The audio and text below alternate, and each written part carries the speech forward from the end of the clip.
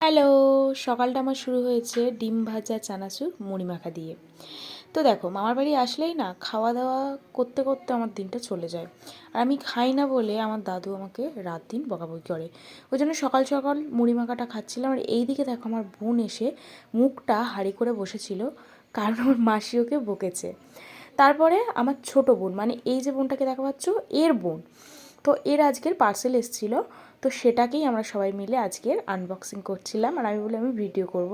তো দেখো কেমনভাবে আনবক্সিং করছে ওরা। আমি 11বার পরবো, আজকে পরে যাবো। কি রে তুই? আমি সন্ন্যাসী হবে বলে কিনেছি। সন্ন্যাসী হবে বলে গেঞ্জি কিনেছি, শাড়ি পরে সন্ন্যাসী হো। এই জামাটা পরে সন্ন্যাসী হবে। যে কাপড়টা দেখো, খোলো, টপটা দেখাও। এই 200 টাকা নিয়েছি। বাহ, ভালো লাগছে। ব্যাক প্রিন্টের কাপড়টা ভালো। পুরোটা দেখা, সামনেটা দেখা। সাইজটা বড় বড় হয়ে গেছে। আচ্ছা, তারপর আমরা চলে আসি এখানে আমাদের একটা পুকুরে। না, আমি স্নান করবো না, করবে হচ্ছে আমার দুই বোন, কিন্তু আমি এসেছি পাহারা দিতে।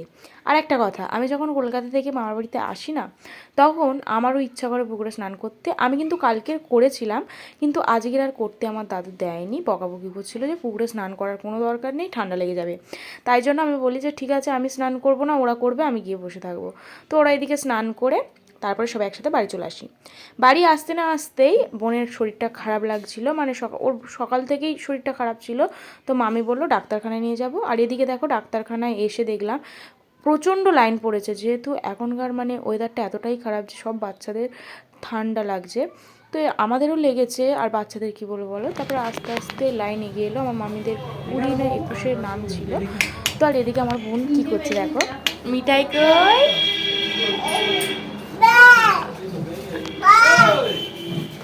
তো আমার বোন না সবে সবে দাঁড়াতে শিখেছে, ওর কথাটাও তোমরা শুনলে। তো তারপরে আমি আর মামি চলে আসি দুপুরবেলা একটা রেস্টুরেন্টে খেতে। আর এখানে আমরা দুজন অর্ডার দিয়েছিলাম বিরিয়ানি। জানি আমি বলেছিলাম আমি হেলদি খাবার খাবো, বাট আজকের কিন্তু অনেকটা মানে টাইম পেরিয়ে গেছিলো, প্রায় 3টে বাজতে যায়। তো আমাদের দুজনেরই খিদে পেয়ে গেছিলো বলে তো আমরা দুজনে ভাবলাম যে চলো বাইরে থেকেই খাওয়া যাক। আর রেস্টুরেন্টটা কিন্তু খুব সাজানো গোছানো ছিল, বেশ ভালো ছিল। তো তারপরে আমরা বসে থাকি কিছুক্ষণ, তারপর আমাদের বিরিয়ানি চলে আসে। আর বিরিয়ানির মধ্যে যেটা আমার সব থেকে বেশি ভালো লাগে সেটা হচ্ছে আলু। দেখো, বিরিয়ানির চিকেন বা ডিম আমার অতটা পছন্দ নয় যতটা পছন্দের আমার আলু। তো ওই জন্য আমি চামচটাকে সরিয়ে, আর হ্যাঁ, চামচ দিয়েছিল, বিরিয়ানি কিন্তু আমি চামচ দিয়ে খেতে পারি না, বিশ্বাস করো। তো তারপরে আমি সব কিছু আগে সরিয়ে রাখছিলাম, রেখে আমি আলুটাকেই খুঁজছিলাম। আলুটা কিন্তু প্রথমে খুঁজে পাচ্ছিলাম না, ভাবছিলাম যে আমাকে দেয়নি, তারপরে দেখলাম যে না, আলুটা দিয়েছে।